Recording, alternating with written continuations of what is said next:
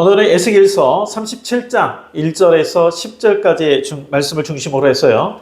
내 힘으로 어떻게 할 수 없다고 생각될 때라는 제목으로 하나님의 말씀을 듣도록 하겠습니다. 우리 성도님들, 이 고난에서 좀 더 나아가 좌절감이 드는 상황에 빠지면 우리는 어떻게 합니까? 사실 그런 때는 기도도 하기 어렵잖아요. 참 어렵습니다. 기도도 잘 안 돼요. 정말 어려울 때는 그냥 주여라는 그런 단어밖에 나오지 않습니다. 그런데요, 정말 주님을 의지하고 주님을 찾을 때에 비록 제대로 된 기도가 아니더라도 이 짧은 단어 주여라는 신음 같은 이 단어 한마디가 하나님의 마음을 움직이기도 합니다. 그리고 우리 성도님들을 위해서 잠깐 좀 그 문장만 기도문을 말씀 한번 드리고 싶은데요. 너무나도 어렵고 힘들 때 기도가 제대로 나오지 않을 때 이 문장만이라도 한번 하나님 앞에 마음을 담아서 기도해 보세요. 그게 뭐냐면 주 예수여 나를 불쌍히 여기소서. 참으로 이 짧은 문장이지만 마음을 담을 때 정말 하나님께서 우리를 불쌍히 여기시고 회복시키는 그런 역사가 있을 겁니다. 에스겔이 하나님의 말씀을 대언할 당시에 유다는 아주 절망적인 상황이었죠. 그 당시에 제국인 바벨론 제국에 의해서 유다가 침략을 당했고, 그래서 1차 침략, 2차 침략으로 인해서 많은 그 지식인층들과 지도층 인사들 다 끌려왔죠. 포로 생활하고 있었습니다. 이렇게 되면 우리가 이런 생각할 수 있죠. 아니, 하나님 왜 안 도우셨습니까? 유다가 이렇게 침략을 당했는데. 근데 그 이유는 유다가 하나님께서 도우시려고 아무리 말씀해도 거부하고 듣지 않았어요. 그리고 회개하지 않았어요. 그래서 패망한 겁니다. 에스겔은 2차 침략 때에 젊은 나이에 포로로 잡혀왔습니다. 사실 본인 입장에서 이러한 상황만 돼도 참 비관적인 상황이잖아요.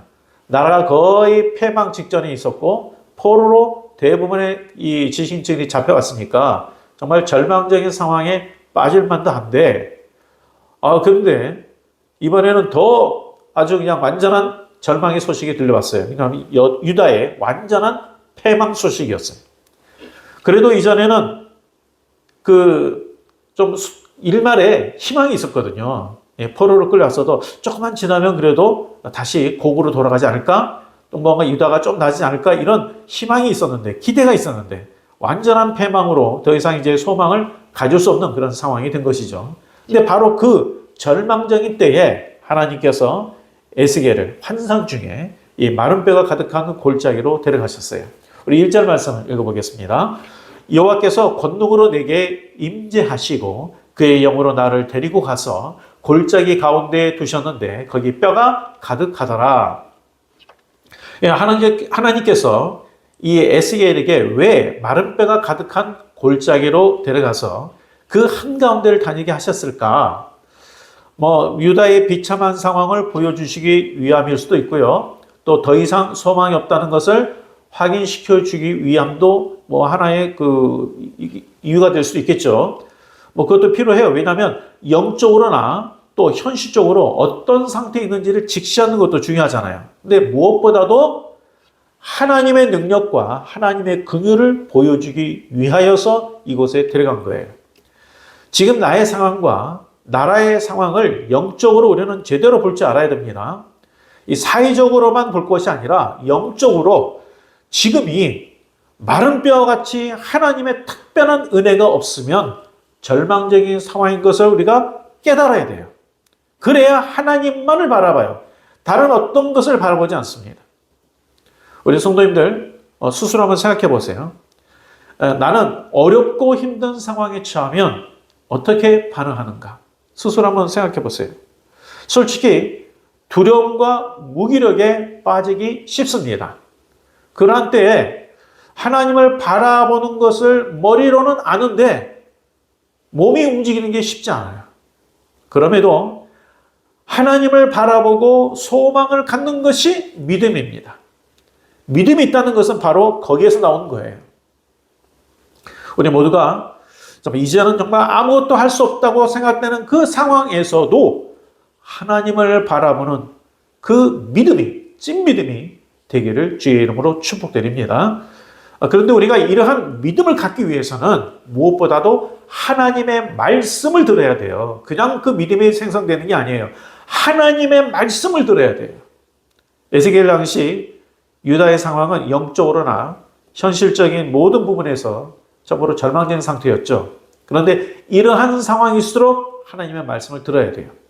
이 4절 이하의 여호와의 말씀이라는 부분이 계속해서 반복됩니다. 그래서 사자는 여호와의 말씀을 들을지어다라고 강조하죠. 왜? 하나님의 말씀에 생명이 있고 하나님의 말씀에 소망이 있기 때문이에요. 그래서 말씀이 선포될 때에 뼈들이 연결되고요. 힘줄과 가죽이 덮였습니다. 말씀이 선포될 때 생기가 들어가 소생케 되는 역사가 일어났습니다. 오늘 본문의 말씀이 그 말씀이잖아요. 우리 성도님들, 하나님의 능력은 어려운 일을 해결하는 능력이 아닙니다. 이상하게 생각하지 마세요. 하나님의 능력은 어려운 일을 해결하는 능력이 아니에요.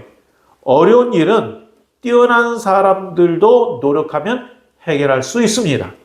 그러나 하나님의 능력은요, 어려운 일이 아니라 불가능한 것을 가능케 하시는 능력이에요.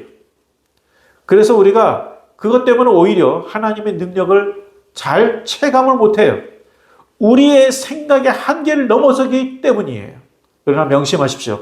성경은 우리가 생각한 대로 이루어지는 긍정의 힘이 아니라 우리가 할 수 없는 것을 행하시는 믿음의 역사를 말씀하고 있습니다.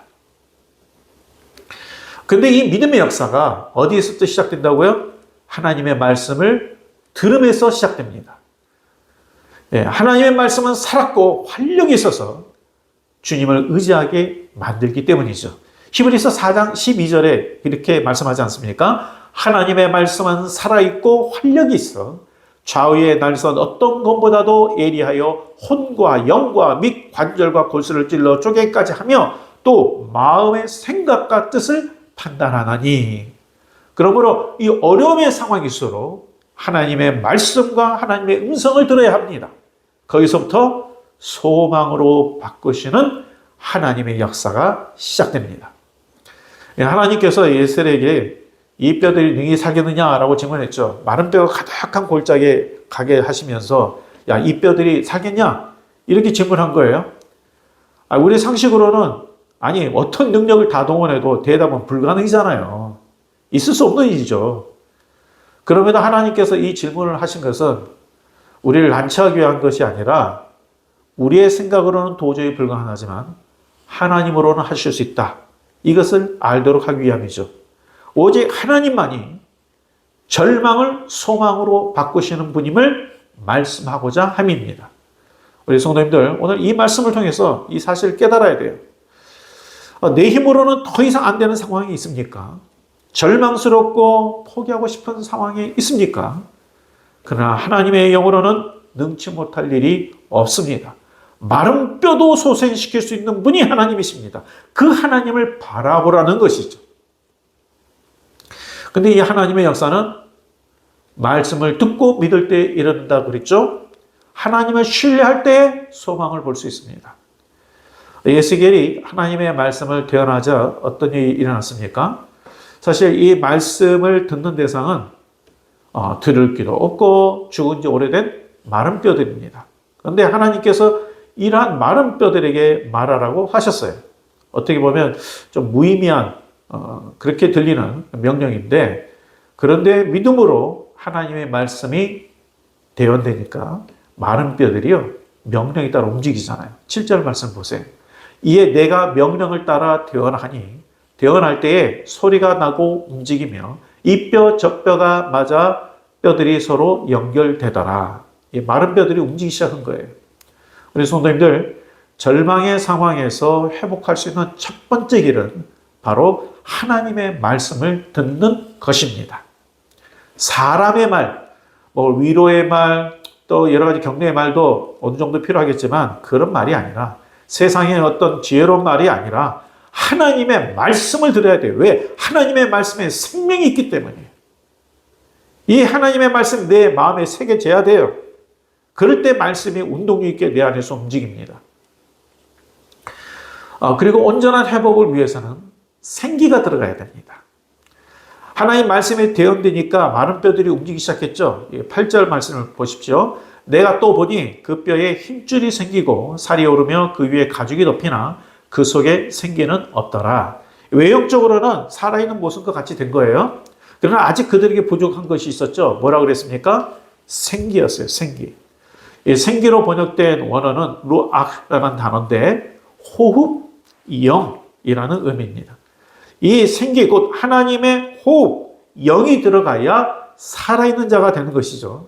생기가 들어가야 하나님의 시각에서는 비로소 살아있다라고 할 수 있습니다. 그러므로 내가 그리스도인으로 살아있으려면 내 안에 뭐가 있어야 돼요? 생기가 있어야 돼요. 성령이 계셔야 돼요. 교회가 살아있으려면 교회 안에 생기가 있어야 돼요. 성령에 의해서 움직여져야 돼요.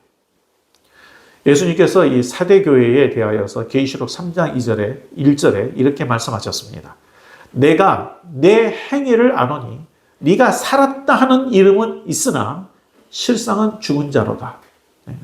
그 안에 교회라는 이름으로 있는데 성령이 그들을 움직이지 않는 거예요. 그들이 성령의 인도함을 안 받기 때문에. 그래서 뭐라 그러냐면 살았다 하는 이름은 있는데 실상은 죽은 자다. 그렇다면 나는 어떻습니까? 우리는 어떻습니까?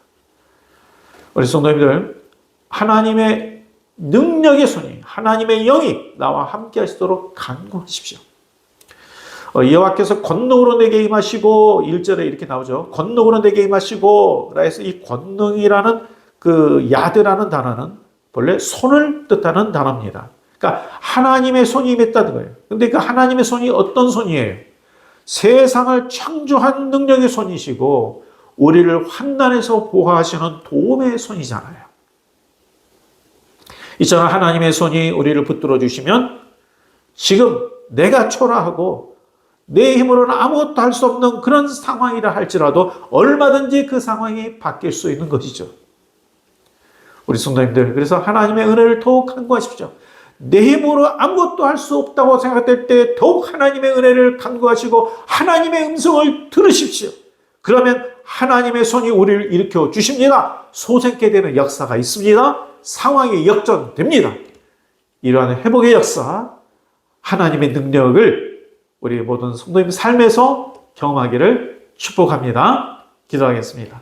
하나님, 정말로 우리가 힘으로 아무것도 할 수 없다고 생각될 때에 더욱 하나님을 바라보고 하나님의 음성을 듣고 그리고 하나님의 능력의 그 손을 힘입어 살아가는 우리 모두가 되게 하여 주옵소서. 예수님 이름으로 기도합니다. 아멘.